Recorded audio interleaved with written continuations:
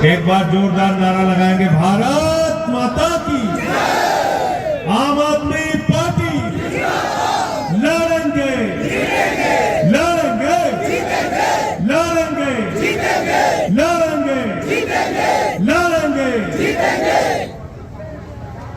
मंच पे आसीन बिहार के प्रभारी, दिल्ली के पूर्व विधायक भाई अजय यादव जी, मंच पे आसीन बिहार के लाल, हम सबके संघर्षों के साथी, 4 बार से दिल्ली के विधायक भाई संजीव झा जी, हमारे प्रदेश अध्यक्ष, मजबूत साथी जो दिन रात अपनी यात्राओं से पार्टी के संगठन को बढ़ाने का काम कर रहे हैं, भाई राकेश यादव जी, हमारे बीच में अन्ना आंदोलन से लेके अब तक कंधे से कंधा मिला के साथ चलने वाले बिहार के सह प्रभारी भाई अभिनव राय जी, भाई बीपी सिंह जी, भाई सुशील सिंह जी, भाई साहू जी जो हमारे शत्रुघ्न साहू जी जो बिहार प्रदेश के अध्यक्ष रह चुके हैं, हमारी छोटी बहन रीना जी संचालन कर रही है कार्यक्रम का, उमा जी, हमारे मनोज भाई, कितने लोगों का नाम लूं, मैं तो सबको व्यक्तिगत रूप से जानता हूं। लोकेश का गाना सुने कि नहीं आप लोग? इसके लिए भी ताली बजा दीजिए। भटकना नहीं है, पूरा साथ में रहना है, लड़ना है? साथियों और दोस्तों, आज बिहार क्यों आना पड़ा, पटना क्यों आना पड़ा, क्या वजह हो गई? एक दुख है मन में, पीड़ा है, तकलीफ है कि भारतीय जनता पार्टी की सरकार नीतीश कुमार जी के साथ बिहार में भी चल रही है। भारतीय जनता पार्टी की सरकार दिल्ली में भी चल रही है। भारतीय जनता पार्टी की सरकार नरेंद्र मोदी की केंद्र में भी चल रही है। भारतीय जनता पार्टी का एमसीडी में मेयर भी हो गया है। 1 नहीं, 2 नहीं, 3 नहीं, 4 इंजन बिहार से लेके दिल्ली तक चल रहा है। मोदी जी सभाओं में आते हैं, बिहार के अंदर ड्रामा करते हैं, नौटंकी करते हैं, कहते हैं कितना पैसा चाहिए, 25,000 करोड़, 50,000 करोड़, 1 लाख करोड़, 1.5 लाख करोड़, चलो 1.5 लाख करोड़ दे देता हूं। अरे मोदी जी, हमें 1.5 लाख करोड़ नहीं चाहिए। यह बताओ, तुम दिल्ली में बिहार के लोगों को 1.5 फीट की जगह देने को तैयार क्यों नहीं हो? पहले इसका जवाब दो।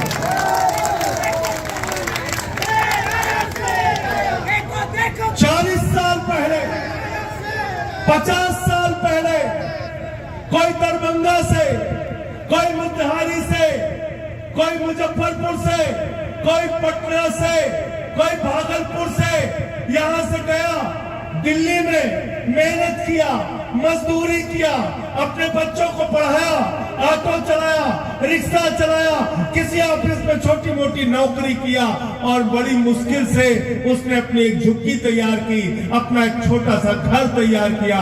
उस घर के ऊपर बुलडोजर चलाने का काम भारतीय जनता पार्टी ने किया है। मैं बिहार के लोगों आपसे कहने के लिए आया हूं, मेरे भाइयों, जिन्होंने आपके घरों पे बुलडोजर चलाया, उनकी राजनीति पे बुलडोजर चलाने का काम आपको करना है। और राजनीति पे बुलडोजर कैसे चलेगा? राजनीति पे बुलडोजर कैसे चलेगा? ये जो तस्वीर है बाबा साहब के सामने, इनके दिए हुए अधिकारों से राजनीति पर बुलडोजर चलेगा भारतीय जनता पार्टी की। वो अधिकार क्या है जो बाबा साहब डॉक्टर भीमराव अंबेडकर ने भारत के संविधान में लिखा? हर आदमी को वोट देने का अधिकार, और चपरासी हो या राष्ट्रपति, सबका वोट एक गिना जाएगा, 2 वोट गिना नहीं जाएगा। इसी वोट के अधिकार से बुलडोजर चलाना है, इसी वोट के अधिकार से भारतीय जनता पार्टी की राजनीति को खत्म करना है। आप इतना भेदभाव करते। चुनाव के पहले दिल्ली में संसद के अंदर बीजेपी के राष्ट्रीय अध्यक्ष खड़े होकर बोल रहे थे। उन्होंने कहा यहां पे बांग्लादेशी आ गए हैं। मैंने कहा आप तो बिहार के लोगों का वोट कटवा रहे हैं, यूपी के लोगों का वोट कटवा रहे हैं, पूर्वांचल के लोगों का वोट कटवा रहे हैं। उन्होंने कहा ये सब के सब बांग्लादेशी हैं। मैंने उसी समय सदन में खड़े होकर कहा था भारतीय जनता पार्टी के राष्ट्रीय अध्यक्ष महोदय को कि तुम्हारी हिम्मत कैसे हुई हमारे बिहार, यूपी, पूर्वांचल के लोगों को बांग्लादेशी कहने की। सुना था नहीं सुना था बताओ, सुना था कि नहीं सुना था? मैंने कहा था तुम्हारी हिम्मत कैसे हुई हमारे यूपी, बिहार के लोगों को बांग्लादेशी कहने की। साथियों और दोस्तों, आज दिल्ली में दुश्मन देश की नागरिक की तरह बिहार के लोगों के साथ व्यवहार किया जा रहा है। पिछले कई महीने से लगातार जब से बीजेपी आई है, चुन चुन के जहां पे बिहार, यूपी, पूर्वांचल के लोग रह रहे हैं वहां बुलडोजर चलाया जा रहा है, उनके दुकानों को तोड़ा जा रहा है, उनके मकानों को तोड़ा जा रहा है। इसलिए मैं पूछना चाहता हूं भारतीय जनता पार्टी के नेताओं से, बिहार में रह के बड़ी बड़ी बातें करते हो, दिल्ली में जाके बड़ी बड़ी बातें करते हो, ठीक कहा संजीव भाई ने, जाके झुग्गियों में रुकने की नौटंकी करते हो और चुनाव जीतने के बाद गरीब के घर पे बुलडोजर चलाने का काम करते हो। अगर हिम्मत है तो आज मोदी के खिलाफ, बीजेपी के खिलाफ बिहार के नेताओं को बोलना चाहिए और यहाँ के मुख्यमंत्री नीतीश कुमार को कहना चाहिए बिहारी भाइयों पर बुलडोजर रोको, वरना हम सरकार तुम्हारे साथ नहीं चलाएंगे। ये साहस, ये हिम्मत नीतीश कुमार जी को दिखाना चाहिए। लेकिन चारों तरफ खामोश, चारों तरफ चुप्पी है, चारों तरफ खामोशी है, क्योंकि आज एक तानाशाह सरकार देश के अंदर चल रही है, नरेंद्र मोदी जी की सरकार, और बिहार के अंदर दूसरी तानाशाह सरकार चल रही है, बीजेपी जेडीयू की सरकार। रोजगार मांगने के लिए नौजवान सड़क पे आता है, उसको लाठियों से पीटा जाता है। मैं नीतीश कुमार जी आपसे कहना चाहता हूं, मैं बिहार की सरकार से कहना चाहता हूं, अरे आप लोग तो आंदोलन से निकले हुए लोग हैं। ये लोकनायक जयप्रकाश नारायण की धरती है। यहाँ के छात्रों ने, यहाँ के नौजवानों ने आपातकाल के खिलाफ अपना कॉलेज, अपना स्कूल छोड़ के जेलों को भरने का काम किया था और देश से आपातकाल को मिटाने का काम किया था। ये है बिहार के लोगों का इतिहास। लोकनायक जयप्रकाश नारायण की धरती के लोगों को, इस धरती पे जहां डॉक्टर राम मनोहर लोहिया ने अपनी राजनीति की, इस धरती पे जहां बड़े से बड़े समाजवादी नेताओं ने अपनी राजनीति की, मधुलिमे जी ने अपनी राजनीति की, इस धरती पर जहां कर्पूरी ठाकुर जी मुख्यमंत्री रहे, जो 2 बार मुख्यमंत्री रहने के बावजूद उनके पैरों में जो जूते होते थे वो 3 जगह से सिले रहते थे। ये सिद्धांतों की, उसूलों की ये वो धरती है, क्रांतिकारियों की, जिन्होंने देश के लिए अपने प्राणों की आहुति दी और जब भी अत्याचार हुआ, अन्याय हुआ, उसके खिलाफ मिलकर लड़ने का काम किया। और मुझे याद है जब अन्ना का आंदोलन चल रहा था, बिहार के हर जिले में आंदोलन चल रहा था, हर गांव, हर शहर में आंदोलन चल रहा था। मैं उस वक्त भी पटना आया था। इसलिए आपसे कहने के लिए आया हूं, आज इनके झूठ का मुकाबला करना है। आज भारतीय जनता पार्टी की जो राजनीति है वो देश में नफरत फैला के, भाई से भाई को बांट के आपके मुद्दों को पीछे धकेलना चाहते हैं। आज शिक्षा पे बात नहीं करती बीजेपी। 8% सरकारी स्कूल बिहार के अंदर बंद हो चुका है, उसके बारे में बात नहीं करते। आज बिहार के अंदर कानून व्यवस्था की हालत बद से बदतर होती जा रही है, उसके बारे में बात नहीं करते। पेपर लीक पे पेपर लीक, परीक्षा होती है तो नौजवान बड़ी मुसीबत से तैयारी करके अपने घर का पैसा लगा के परीक्षा में हिस्सेदारी लेता है, लेकिन पेपर लीक हो जाता है। बिहार में एक पेपर लीक की सरकार चल रही है, लेकिन उसके खिलाफ जब छात्र आंदोलन करते हैं तो उनको लाठियों से पीटा जाता है। मैं आपसे कहना चाहता हूं, जो नौजवानों पे तुम लाठियां चला रहे हो, ये लाठियां बेकार नहीं जाएंगी।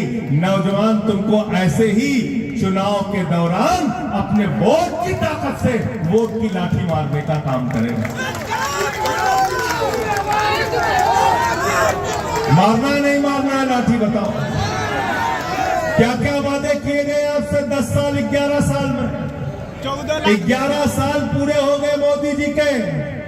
हमसे पत्रकारों ने कहा 11 साल पूरे हो गए बीजेपी वालों के।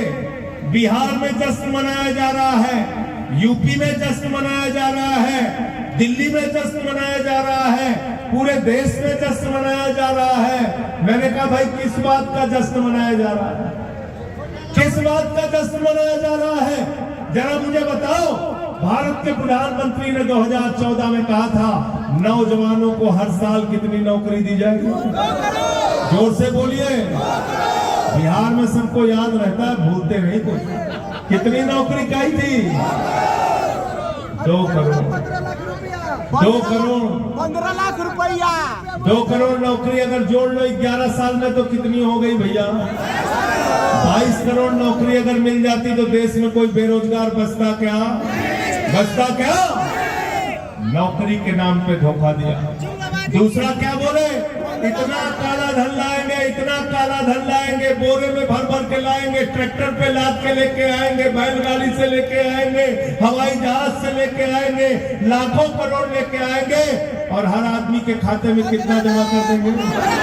कितना? सबको याद है, कोई भूला नहीं है। 15 लाख आ गया, 15 पैसे भी नहीं आया, 15 पैसे भी नहीं आया।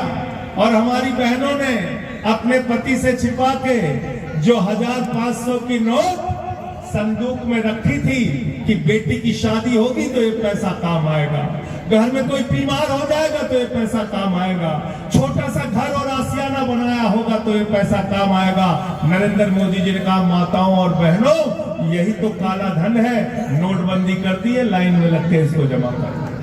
वो भी खाली करा लिया, वो भी खाली करा लिया। कहा था 15 अगस्त 2022 तक सबको क्या देंगे? क्या देंगे? सबको याद है। पक्का मकान तो छोड़िए, जो मकान है वो भी तोड़ने के लगे हुए हैं, उस पे भी बुलडोजर चलाने का काम कर रहे हैं। तो काला धन आया नहीं। महंगाई पे तो ऐसे ऐसे भाषण देते थे, कहते थे 30 रुपए में पेट्रोल हो जाएगा, 20 रुपए में डीजल हो जाएगा, पता नहीं क्या क्या बोलते थे। बेटियां बचाओ, बेटियां बचाने का क्या क्या बोलते थे। महंगाई आसमान पे पहुंच गई। आज 250 रुपए किलो दाल इस शासन में बिका, 300 रुपए का सरसों का तेल बिका, टमाटर महंगा बिका, महंगाई आसमान पे पहुंच गई। एक भी वादे पर भारतीय जनता पार्टी खरी नहीं उतरी और रोजगार देने के नाम पर भारत माता के साथ विश्वासघात करने का काम भारतीय जनता पार्टी ने किया। और जब वो विश्वासघात किया था, मुझे याद है बिहार के नौजवानों ने सड़कों को जाम करके कहा था हमको अग्निवीर योजना नहीं चाहिए, सेना में पुरानी बहाली होनी चाहिए। होनी चाहिए कि नहीं होनी चाहिए? अग्निवीर योजना क्या है? 4 साल की नौकरी, 4 साल की सेना में नौकरी। पहले हमारा जवान जाता था बिहार का, यूपी का, हरियाणा का, राजस्थान का, सेना में भर्ती होता था, सुबह को उठ के वर्जिश करता था और जरूरत पड़ने पर भारत माता के लिए अपने प्राणों की आहुति देता था। 17 साल 20 साल सेना में नौकरी करता था। मोदी जी ने कहा सिर्फ 4 साल आपको नौकरी मिलेगी। 4 साल की नौकरी दिया, 3 साल सेना की भर्ती कम कर दिया। 1,80,000 सैनिक आज भारतीय सेना में अगर कम है तो वो गद्दारी किसी और ने नहीं, भारतीय जनता पार्टी ने किया है। जो गद्दारी की बात कर रहे थे, ये है देश के साथ गद्दारी, ये है भारत माता के साथ गद्दारी। और मोदी जी कहते हैं अग्निवीर योजना बहुत अच्छी है, अग्निवीर बहुत अच्छी है, अग्निवीर योजना बहुत अच्छी है। तो मैं आपसे कहना चाहता हूं, अगर अग्निवीर योजना बहुत अच्छी है तो अमित शाह के बेटे को अग्निवीर बनाओ, उसको सेना में भर्ती करके भेजो।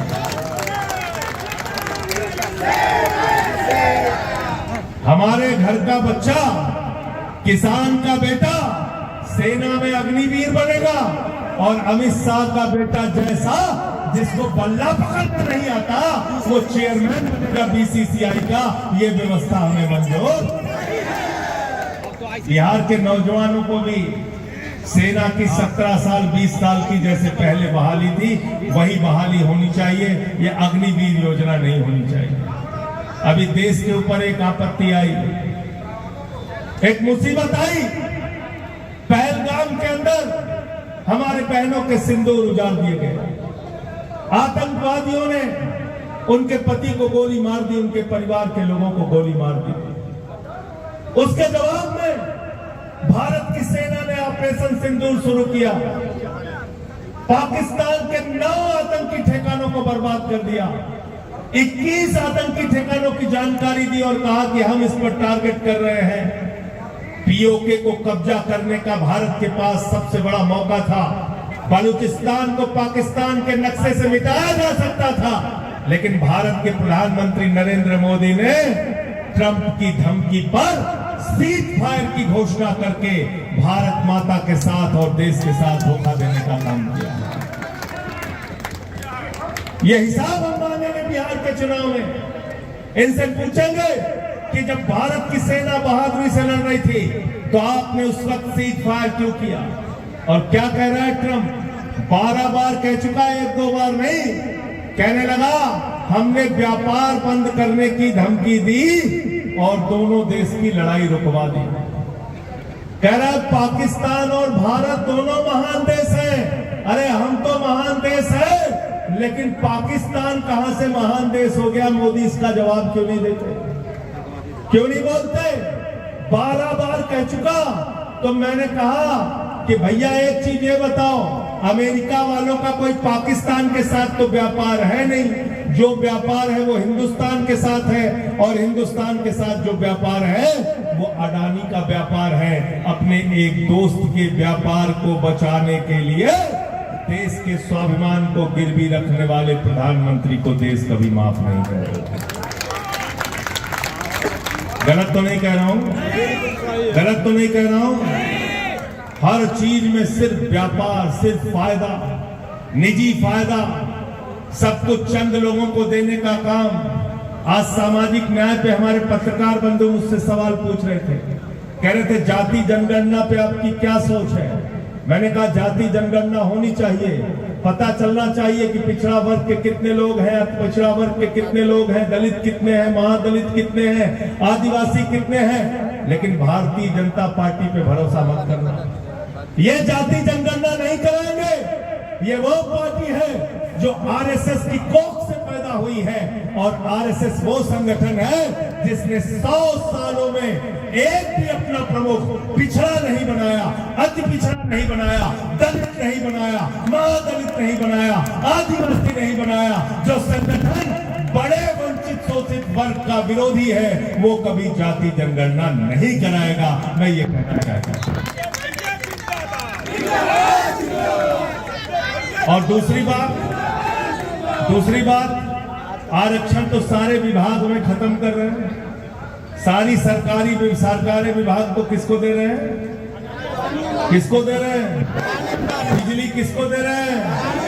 पानी किसको दे रहे हैं? सड़क किसको दे रहे हैं? पोर्ट किसको दे रहे हैं? एयरपोर्ट किसको दे रहे हैं? कोयला किसको दे रहे हैं?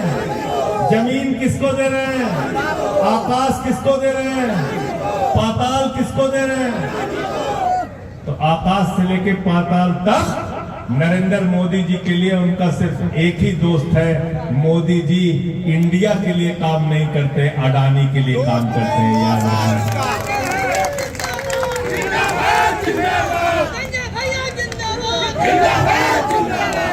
और दूसरा क्या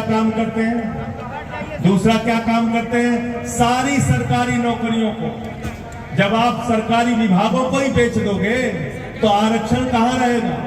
कहां से न्याय मिलेगा समाज के एक बड़े वर्ग को?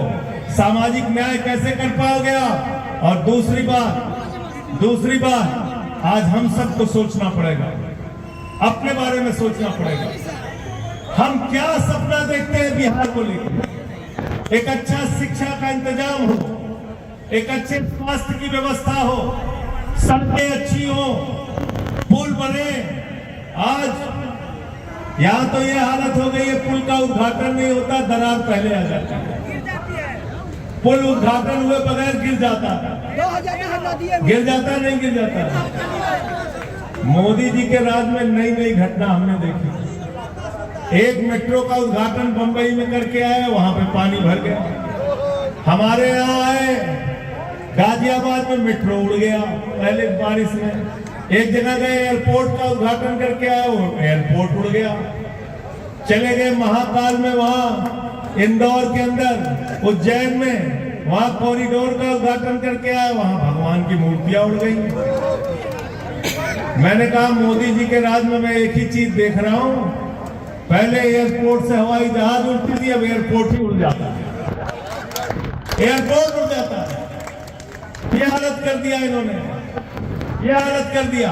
हाँ, एक बात मैं कह सकता हूं मोदी जी के बारे में, भाषण बहुत अच्छा देते हैं, भाषण बहुत अच्छा देते हैं। अभी ऑपरेशन सिंदूर खत्म नहीं हुआ था, ऑपरेशन सिंदूर जारी है। उसके पहले ही एक जगह गए, कहने लगे हमारे नस नस में सिंदूर बह रहा है, गर्म हो रहा है। कहने लगे कि नहीं कहने लगे, बताओ कहा कि नहीं कहा? कभी कहते हैं हमारे खून खून में नस नस में व्यापार बह रहा है, कभी कहते हैं सिंदूर बह रहा है।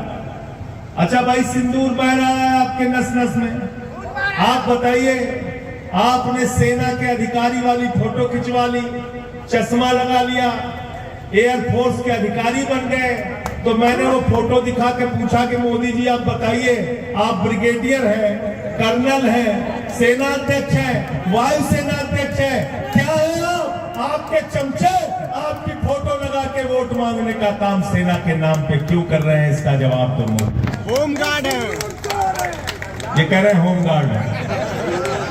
ऐसे मत बोला, होमगार्ड नहीं है। तो मैंने एक फिल्म देखा था सौदागर, जिसमें दिलीप कुमार और राजकुमार थे। एक नई फिल्म नरेंद्र मोदी जी लेके आए हैं, सिंदूर के सौदागर, सिंदूर के। आज बिहार के लोगों के ये सवाल हमको नहीं पूछना चाहिए कि 200 किलोमीटर अंदर पाकिस्तान के आतंकवादी कैसे घुस गए, कैसे हमारे बहनों के सिंदूर उजाड़े गए, कैसे आज तक आपने उन आतंकवादियों की ना तो उनको मौत के घाट उतारा, ना उनकी गिरफ्तारी की, और अभी वो खूंखार आतंकवादी घूम रहे हैं। उसके पहले ही उन्होंने घोषित कर दिया कि हम तो पूरे देश में ऑपरेशन सिंदूर के नाम पे वोट मांगेंगे। ये कौन सी पार्टी है मेरे दोस्तों? ये कौन सी पार्टी है? ये कौन सी पार्टी है? कहती है हम दुनिया की सबसे बड़ी पार्टी है, कहती है हम दुनिया की सबसे बड़ी पार्टी है, कहते हैं हम दुनिया की सबसे संस्कारी पार्टी है, संस्कारी पार्टी है। ये हिमांशु हमारा नौजवान युवा का अध्यक्ष है। मैं पूछना चाहता हूँ क्या संस्कार होता है भाई, क्या संस्कार होता है? वो हिमांशी नरवाल, वो महिला जिसका पति जो सेना में था, 3 दिन पहले उसकी जान चली गई, आतंकवादियों ने उसकी जान ले ली। उसने सिर्फ इतना कह दिया कि भाई हमको हिंदू मुसलमान के बीच में नफरत नहीं फैलाना, एकजुट होकर रहना है। भारतीय जनता पार्टी के लोगों ने उस विधवा को मां बहन की भक्ति भक्ति गालियां दी। इन लोगों से आपको हिसाब करना होगा। अगर तुम इनको मानते हो ये देशभक्त है तो इनके साथ खड़े होना, अगर तुम इनको मानते हो कि ये गद्दार है देश के तो इनके खिलाफ खड़े होना। मैं ये कहने के लिए आपसे,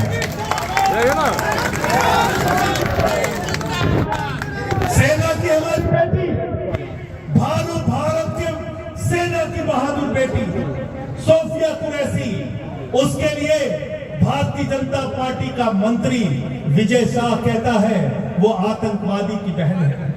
क्या कहता है? क्या कहता है? किसके लिए कहता है? भारत के सेना की एक बहादुर बेटी के लिए कहता है वो आतंकवादी की बहन है।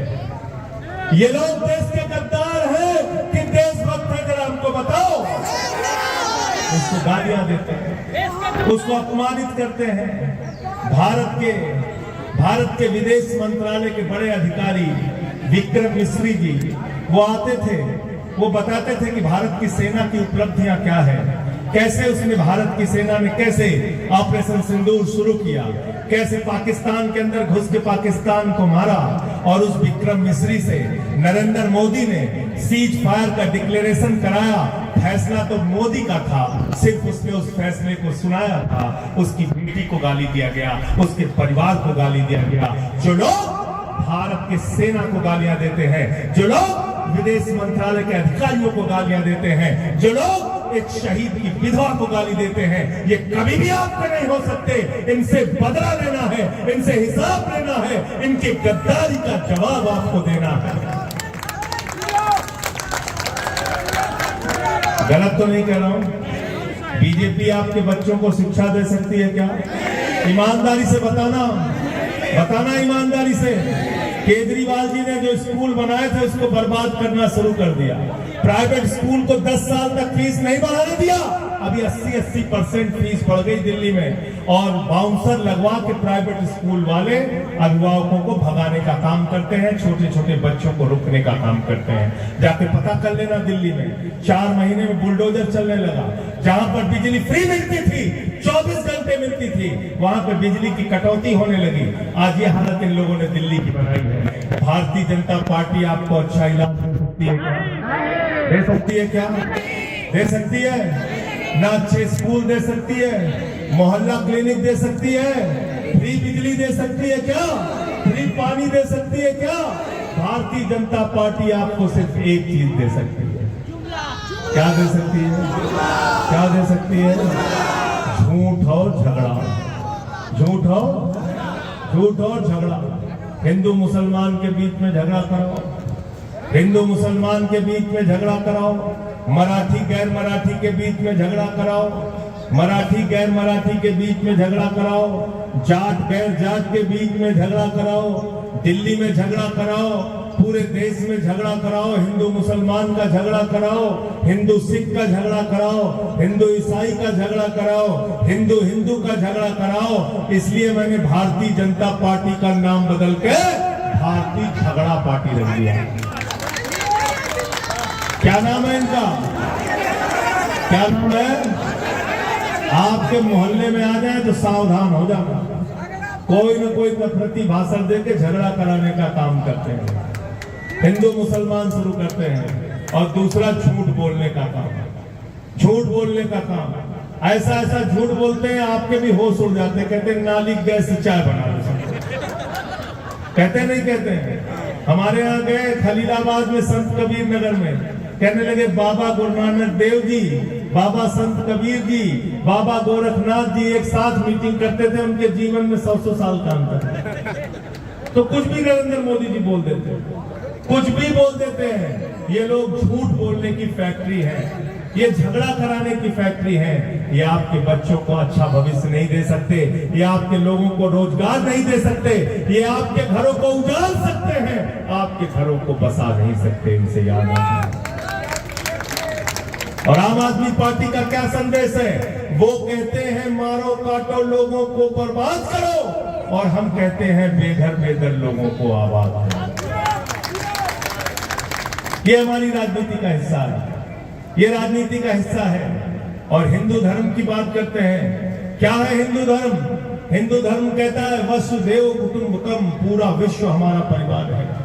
हिंदू धर्म की रामचरितमानस की चौपाई क्या कहती है? सब नर करहि परस्पर प्रीति, सारे लोग आपस में प्यार से रहें। हिंदू धर्म में पूजा खत्म करने के बाद प्रभु से हम लोग प्रार्थना करते हैं, धर्म की जय हो, अधर्म का नाश हो, प्राणियों में सद्भावना हो, विश्व का कल्याण हो। और भाजपाई क्या प्रार्थना करते हैं? प्राणियों में दुर्भावना हो। करते नहीं करते? तो हमें कौन सा सद्भावना वाला धर्म मानना है, प्रेम वाला धर्म मानना है, हमें बाबा साहब का संविधान मानना है। और मोदी जी से कहना है कि हमको बराबरी का हक बाबा साहब के संविधान से मिलता है। ये देश किसी नरेंद्र मोदी और नीतीश कुमार के फरमान से नहीं चलेगा, बाबा साहब के संविधान से चलेगा।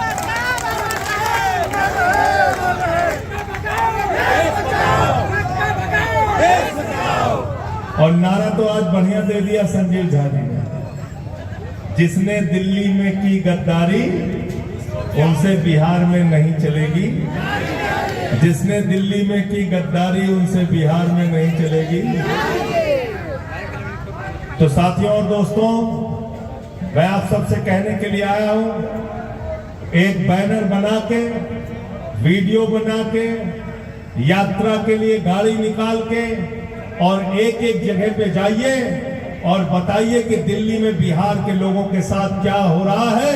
गांव-गांव में सोशल मीडिया के जरिए, फेसबुक के जरिए, ट्विटर के जरिए अपने तमाम माध्यमों से जनता तक ये बात पहुंचाइए कि जो बीजेपी वाले दिल्ली से बिहार के लोगों को भगा रहे हैं, उस बीजेपी को बिहार से बिहारी भाई भगाने का काम करें।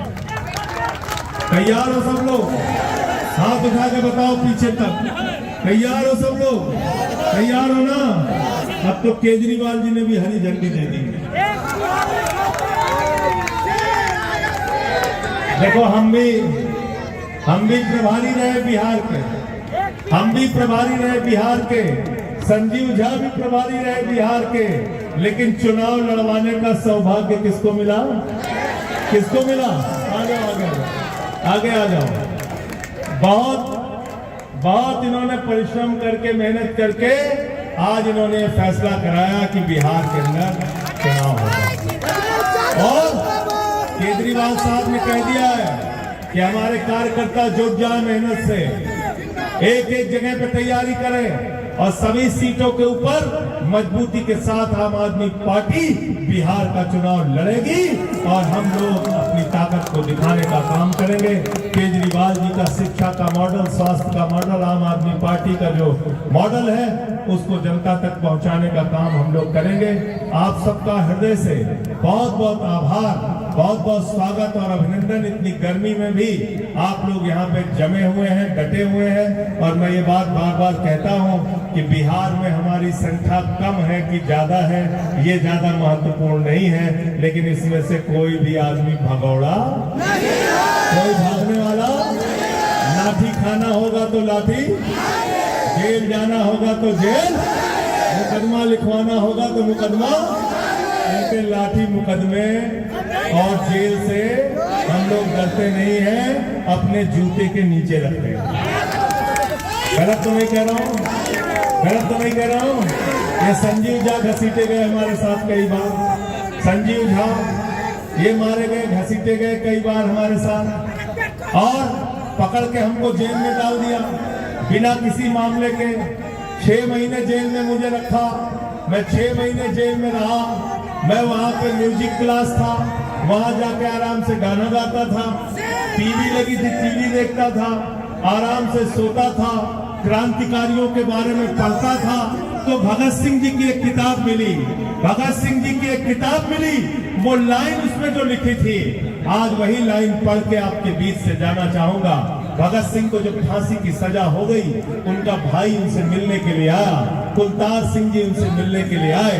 जब उनसे मिलने के लिए आए तो कुछ मायूस थे, मायूस होकर वहां से जब वो गए तो भगत सिंह ने उनको चिट्ठी लिखी, पत्र लिखा अपने भाई को। सोचिए उनको फांसी हो चुकी थी, उसके बाद पत्र लिखा। उन्होंने लिखा कि आज तुम कुछ मायूस लग रहे थे, आज कुछ मायूस लग रहे थे, उन्हें ये फिक्र है। और एक लाइन लिखी उन्होंने लिखा कि उन्हें ये फिक्र है हरदम नया तर्जे जफा क्या है। जफा मतलब होता है अत्याचार। उन्हें ये फिक्र है हरदम नया तर्जे जफा क्या है। हमें भी शौक है देखे सितम की इंतहा क्या है, हमें भी शौक है देखे सितम की इंतहा क्या है। बहुत बहुत शुक्रिया, बहुत बहुत धन्यवाद। इंकलाब।